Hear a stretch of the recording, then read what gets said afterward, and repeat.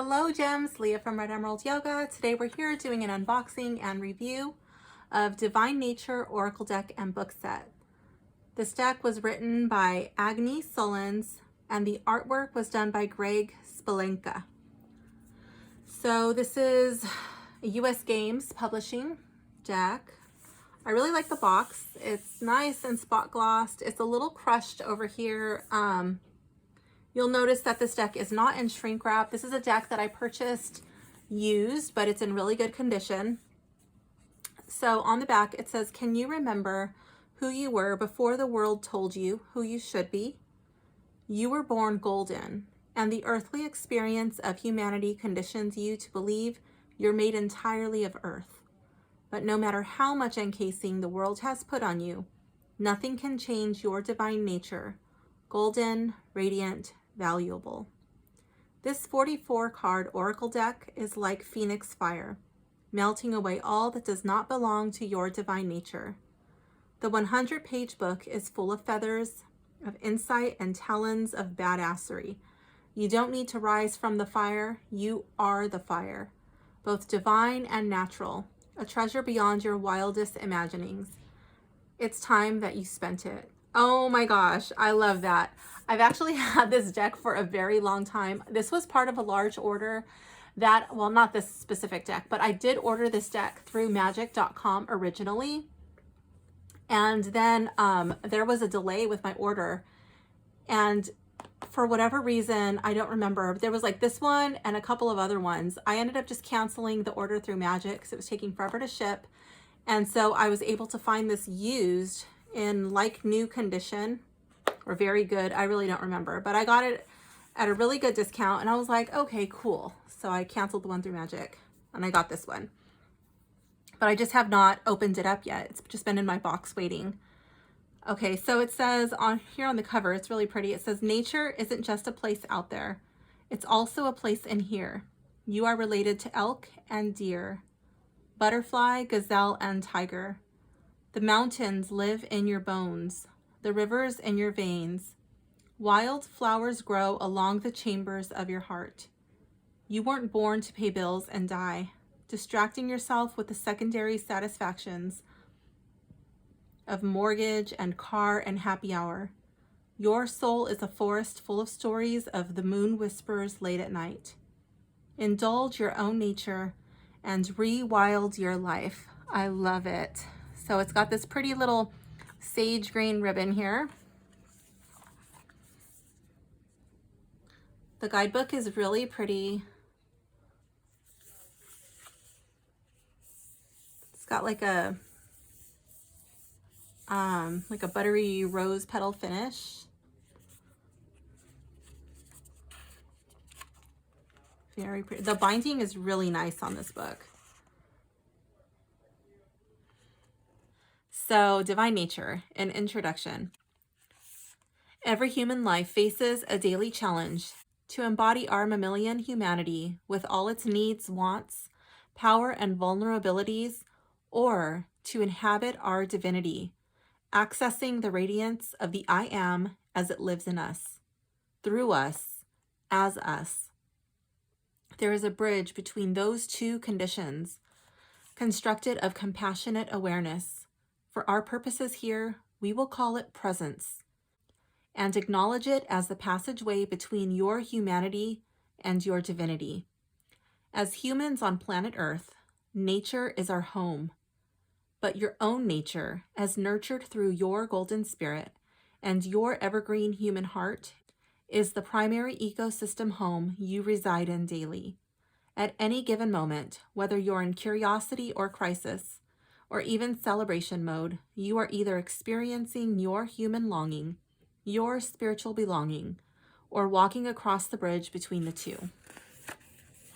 The moments we find ourselves on the bridge, in presence, are the ones that help us see clearly the never-ending gifts of spirit, while also helping us stay grounded in our human experience. The images contained in this deck and the words in this guidebook are here to take your hand as you explore the bridge and all that you are.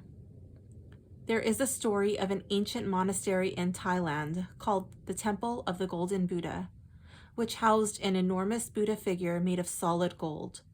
Centuries ago, word came to the village that an army of raiders from a neighboring country were about to invade, intent on ravaging the riches of their land and temple. The monks decided to protect their shrine and its honored figure by encasing the entire golden Buddha in mud and stone, hoping it would appear of no value, unworthy of theft. The brilliant scheme worked, as the invaders left the Buddha untouched and the monastery unplundered. Sadly, the monks and the neighboring villagers who remembered the golden origins of the statue died off while their country was occupied by the foreign army. And soon no one was alive who remembered that treasure was hiding under the humble stone Buddha. Until one day, many years later, a young monk decided to meditate at the foot of the Buddha. While seating himself at the base of the figure, he dislodged a piece of stone and discovered something shining. He reported his finding to his fellow monks, and they hastened to investigate, eventually grabbing pickaxes and hammers to knock off the earthen encasing, revealing the original gold beneath. This story reveals the divine nature experience. We are all born golden, and the earthly experience of humanity conditions us to believe we are made entirely of earth. But no matter how much encasing the world has put on you, nothing can change your divine nature, which is golden, radiant, and valuable. Think of this deck as the tool to help you unearth your divine nature and befriend your human experience in the process. You are both divine and down to earth, a treasure beyond your wildest imaginings. It's time that you spent it. Okay, so this deck is intended to accompany and enhance your own intuition. When you're in a position to ask for guidance, simply pull a card.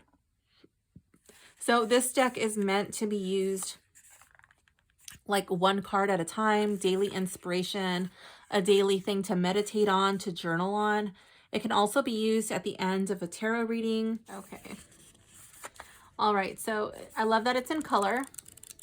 So it looks like it's just meant to do one card, but I don't know, depending on how it is, we might be able to do more. So let's read about the author. It says, Agnes Solons is a wild woman, I'm making sure I'm on camera, in service of the rising woman. In books and workshops, in her one-on-one mentorship, and on her Muse Juice tours traveling around the world, she takes women on journeys of self-discovery to unchain their lives and to rewild their heart. She likes striped stockings, top hats, poetic wordsmithing, nights at the circus, and puppy breath. But mostly she likes seeing you live your dreams. She lives in Wonderland with husband Silas Tobal and their rescue animal menagerie headed by a dog named Carwash. That's cute. And then it has about the artist. Greg Spolenka is a multifaceted American artist. After graduating from Art Center College of Design in 1982, he moved to New York City and began illustrating for America's most prominent publishers of books, magazines, and newspapers, including Time, Rolling Stone, Sports Illustrated, Scholastic, Random House, the New York Times, the Los Angeles Times, DC Comics, and the NFL. Throughout his illustration career, he has garnered numerous awards and traveled extensively, both lecturing and exhibiting his work throughout the world. After 2 decades of illustration work, Greg worked as a concept designer on feature CG animated and live-action films such as The Ant Bully, The Golden Compass, The Voyage of the Dawn Treader, and Escape from Planet Earth. Considered a cross-disciplinary artist, Greg works in different mediums, from paint to pixels, photography to video, music to design. Popular art culture, melded with an old world aesthetic, inspires many of his projects. Greg also teaches sharing his professional experience, empowering artists to create businesses around their talents. He currently lives in the land of enchantment, Santa Fe, New Mexico, with wife, artist, and botanical perfumer Roxana Villa. Visit him at www.spolenka.com or social media as @Greg Spolenka. Did the author have one? Yeah, agnesolens.com or patreon.com/agnesolens, and on social media as @agnesolens. I'll get my little checklist here. So we have the packaging, looks, ease of opening, and functionality. So let's get these cards out of here. So this is a used deck, but the ribbon is still intact and the box is really nice. There is this little tear here, but that's fine. The price was really good on this deck being used, and I don't actually mind that. I knew I was buying a used deck. So I think there's a lot of attention to detail with the box. Aside from this little tear there, it's pretty sturdy. This thing doesn't really look like it's glued in, but I think it'll hold up even with the tear.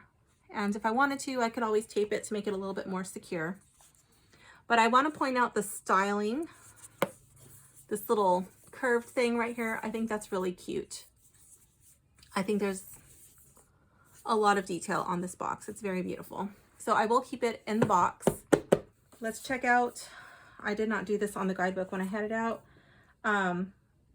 So the guidebook size is really nice. I like it. It fits comfortably in your hand. The binding is awesome. I like the cover art. I like the look. I like the little crease. I think the font size is nice. It's not as small as you sometimes get. And the colors are crisp and vibrant. I also like that it's in color. Let's give a little sniff test. So this deck has been sitting there for a while. I don't know honestly how long I've had this deck, but it was sometime this year that it was purchased. It's pretty inky still, and it's just been sitting there. It hasn't really been opened, so I guess that's why. Let's take a look at the cards. Oh my gosh, I'm so excited to finally do this video so I can start using this deck. So it is a glossy finish, and it's very bling bling. So all of this gold, I don't know if that's foiled or what, but it's like a shiny gold, and that the little sunburst here, that's textured. Okay. Yeah, I can't tell if that's textured. Yeah, it looks like there's like that little detail there, that seems like it's textured too. So there's a lot of attention to detail on these cards. So now that we're here, let's just point it out. Where's my thumb? Where's my finger? Okay, so there is like a little, what does that say? It's like a little copyright thing. So you can barely see it. If you watch my other videos, you'll know that doesn't really bother me. I know some people can't stand that. I honestly just noticed it. It's pretty camouflaged, so it's not too distracting, as I've sometimes seen with some decks. So let's check out the cutting. The corners are round. It's very bling bling gilding, bling bling gold.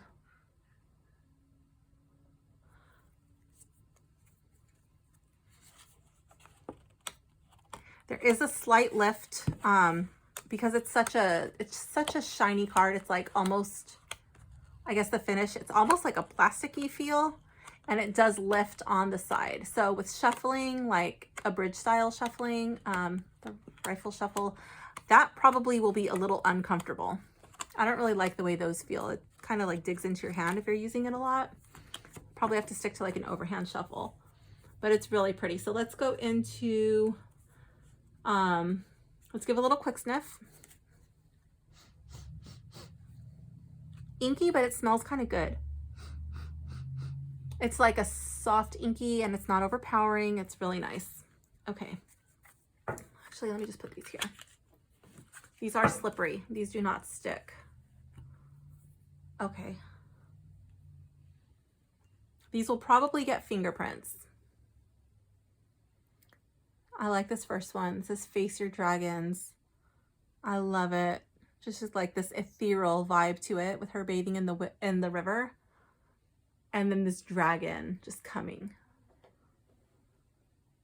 Pretty cool.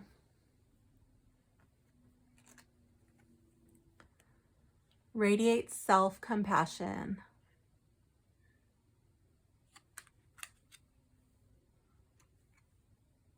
Share your bounty.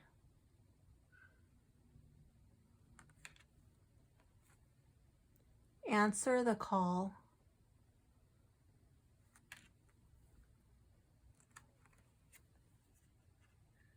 Dance.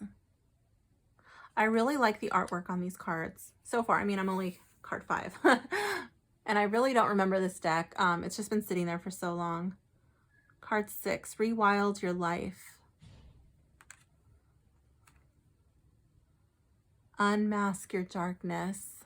Ooh, I love it how she's just like peering, like she's like peeling the darkness away and revealing the clouds in the sky, the green grass. That's cool. Seek the symbols.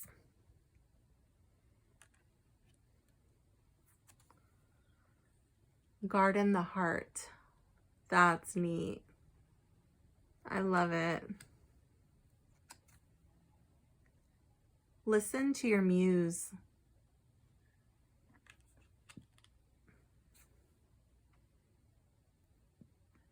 Surrender the resistance. Oh my gosh, I already know I'm going to have a hard time picking my favorite card. This is going to be tricky. Transform. I love it. To me, this kind of looks like a rebirth. Like, to me, this looks like a sacred yoni. And then with like the butterfly there, I just like really get like rebirth, being reborn vibes out of that one. Stand for justice. Oh my gosh, like what kind of world are we leaving the children of tomorrow? Wow.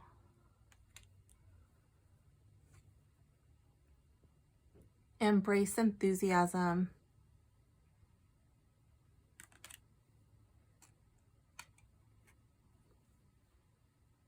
Speak true.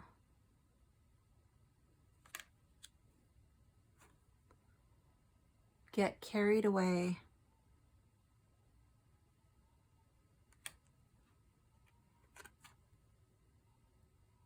Create.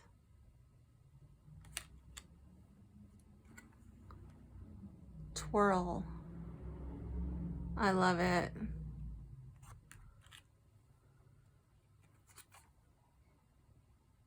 Engage your invisibles. This card is so cool. To me, it's just like a perfect melding of the yin and the yang. I love it. The fire and the water. That is cool. Encourage effortlessness. Wow. I love the lotus. How she's just like emerging from the lotus. Begin anew.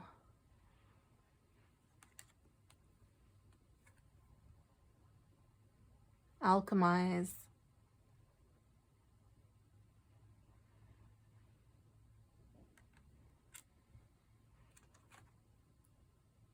Bubble up.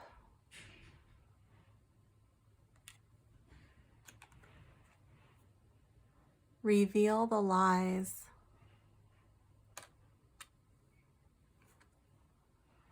Focus.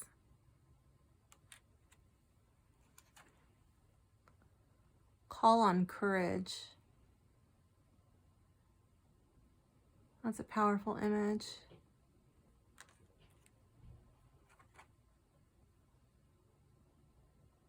Receive your worthiness.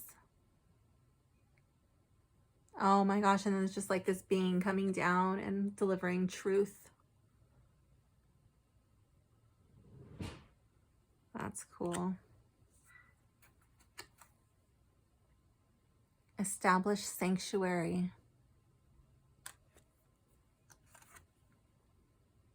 Drink deeply. I really like the size of this oracle deck. Create stillness.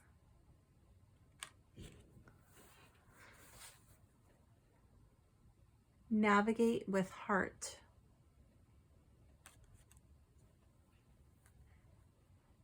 submerge,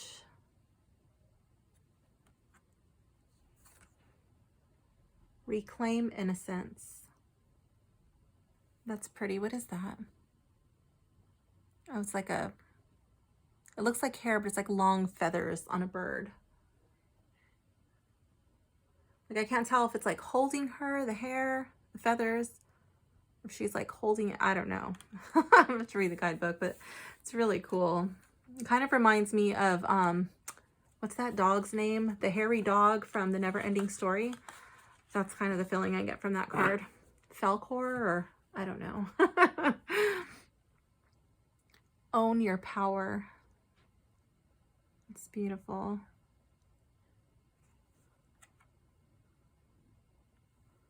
Again, I'm getting like Sacred Yoni vibes.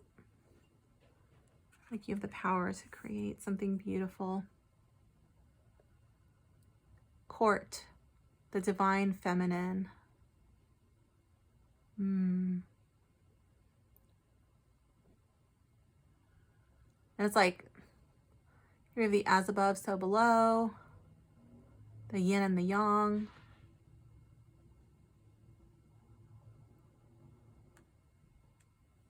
Like opposites. Interesting. Walk the flower path.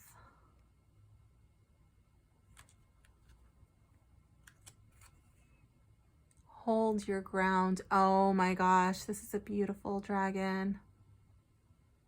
Is it a dragon? I don't know, it's hairy. Maybe it's like a feathery, hairy dragon. I don't know what that is.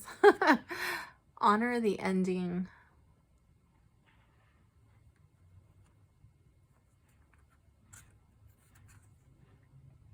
Kiss the muse. Journey. This is going to be a beautiful deck to work with for endings and new beginnings. And burn sacred fire. Facing your fears. Remember who you are. Oh, I love it. I love Ganesh with a little Om there. That's the name of my surfboard, Ganesh. Cultivate divine masculine.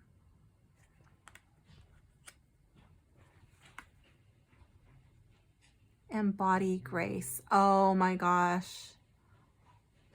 Oh, he's so majestic. Look at him. Okay, so let's find my favorite card before we get into all of this other stuff. Let's see. Am I on camera? Yes, I am. Okay, so I don't know. Is he going to beat up Ganesh? Maybe.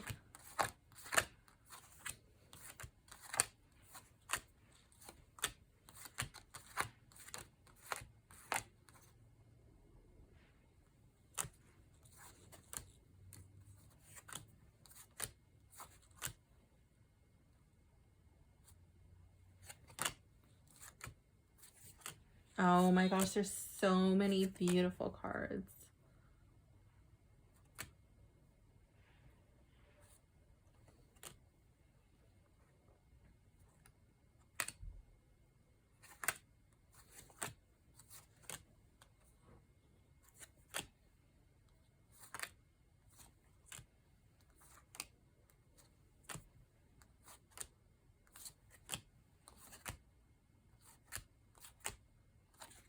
Okay, it looks like I have more favorites than not. Let's actually see. Let's compare them. Let's see which is a thicker pile. Okay, my non-favorites are actually thicker, but it's pretty close. Like, this is my totally non-scientific method. By one card, it looks like. Anyway, let's move these out of the way. Okay. So let's lay these out and see if we can start the narrowing down process. Oh my gosh, there are so many awesome cards. How many will fit up here? Here we go. Okay. So we'll do 7 at a time. Okay, who's gonna get eliminated first?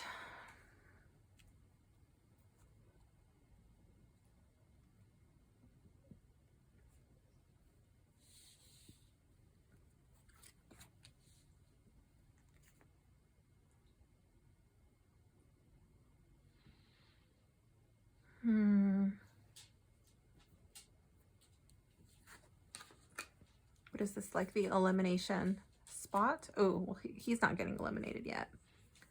We will have to get rid of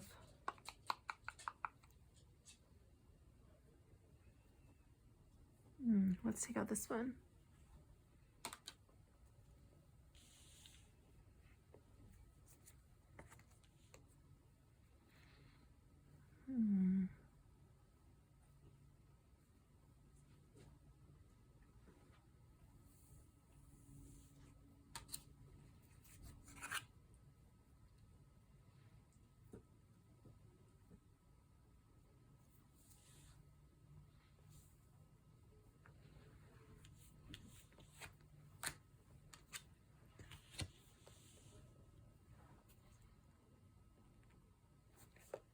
Okay, so this one just beat out this one.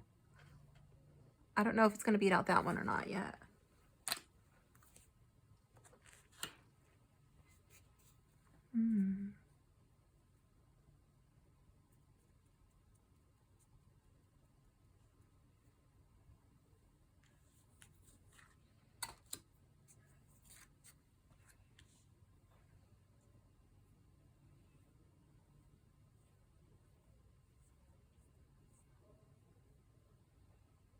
I love Ganesh, but I'm not going to let my feelings for Ganesh sway me. Let's see.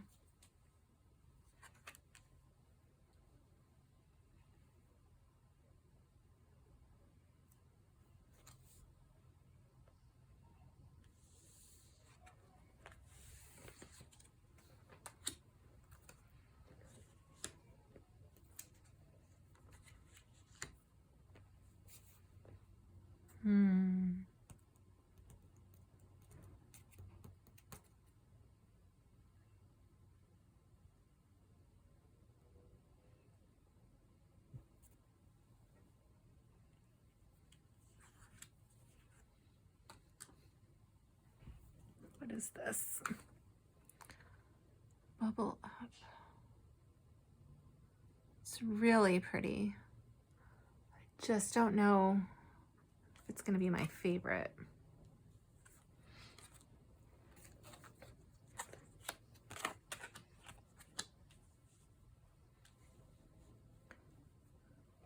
Okay, so when compared with Felcore, Bubble Up has got to go. Let's see.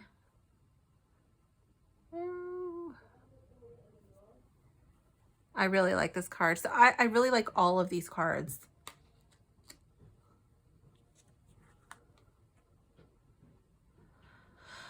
Oh my goodness.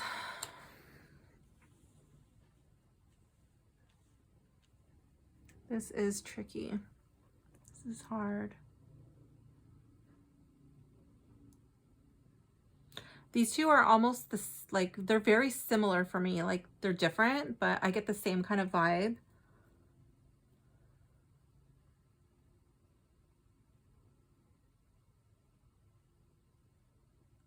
Do you like Felcore? But Felcore's got to go.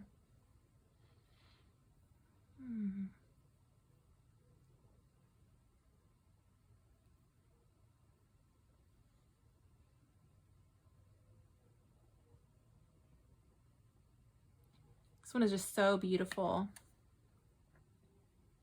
Just don't think it's going to be my favorite. Oh yeah, I can see the fingerprints on this one. I don't know if you can see it. I'm going to stand up. My chair's going to squeak. Let's see. Yeah, you could see it, like, on the darker cards you'll get fingerprints, but whatever, you can work with it if it's a deck that is calling your name. I think the only thing that can make this deck better would be if it was like in a similar finish to the book to resist fingerprints, but then it just wouldn't be so vibrant. So there is a trade-off, but I would like it better without the fingerprints and without the glare. But it is a gorgeous deck for sure. And my favorite, Encourage Effortlessness.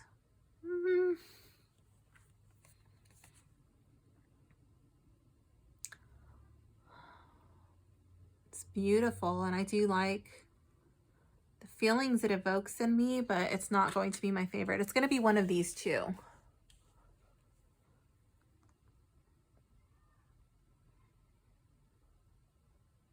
I think this card evokes the same kind of feelings, but with more like power and energy behind it. But there's like less going on. It's less busy. It's a little bit more simple. And so I'm going to go with this one, even though I really like this one. And they're probably different, like as far as what the guidebook says. But I think Own Your Power is going to be my favorite card. So that's card 34. Let's go to the book and see what it has to say. Let's find out how this deck reads. Own Your Power. Human beings are hardwired for love and belonging. We're also hardwired for struggle. When facing challenges, it's necessary to hold both of these truths in your hands. The power to withstand crisis and change comes from the indestructibleness of our soul stuff. Likewise, our heart's resiliency comes from a sense that we belong to the divine, to each other, and to our own lives. If you were not raised with this truth, let this moment catalyze the inherent truth of you. You are bigger than you know, stronger than you think, and more radiantly loved than any happy fairy tale. Use that truth to transform everything you touch. That's beautiful. I love it. With the red background, it reminds me of like the root chakra, and it's just like raw energy. And she's naked and just completely vulnerable. And she's using what she's gone through to create something. It's just like blossoming. She's bringing love and beauty into the world. I love that card. Okay, so what's next on my list? It's my favorite. Let's see. So now we have, oh, here we go. The font size of the writing on the cards. Let's see. These are very slippery cards. So the font size is pretty good. And I like that it has the border because it makes the writing easy to see. I think the borders are not really necessary to come in like this on the cards, but it doesn't bother me. Like the artist, our little artistic flair, like a little frame for the image. So I think that's fine. Let's see how these cards shuffle. I'm gonna do it the way that I don't really want to because of the cutting of the cards and this little lip. Actually, let me do it like this so that way the cards don't get reversed. So let's see. Ooh, that's really uncomfortable. Cards are difficult to shuffle that way, at least for me. Let me try it again. See if that was just a fluke. So this way it's fine, like doing that, but like coming into the bridge, no. That digs into my hands. That lip is really uncomfortable and I don't like it at all. That's really bad. Anyway, that's not how I would want to shuffle this deck anyways. They're really slippery, and so my preferred method for this deck will probably just be like this. And because they are a thinner card in the width, like, you know, how wide it is. This is a little awkward. It's not like that standard bigger oracle size. I don't really like that. That doesn't really feel natural for me. This feels good to me. So that's how I'll shuffle this deck. That's how it sounds.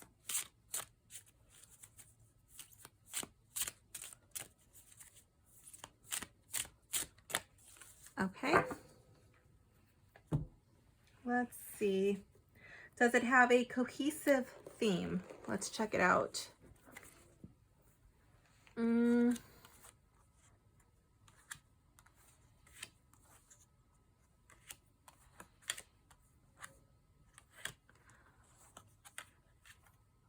Some of them look like really old-fashioned. I don't really know what you would call this. And some look to me like more modern. So I would say it kind of reminds me of two different themes. Maybe even three.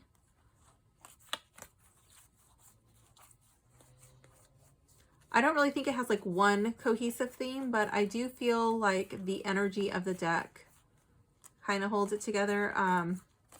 It's not really bothering me, but I like if you want it to have like one totally cohesive theme, this might not be the deck for you. Is anything blurry or muted? Is it clear? Let's see. For the most part, everything is clear. This one is like a little blurry in the face. It looks like a little heavy on the Photoshop. There was like, there might have been one more. Let me see.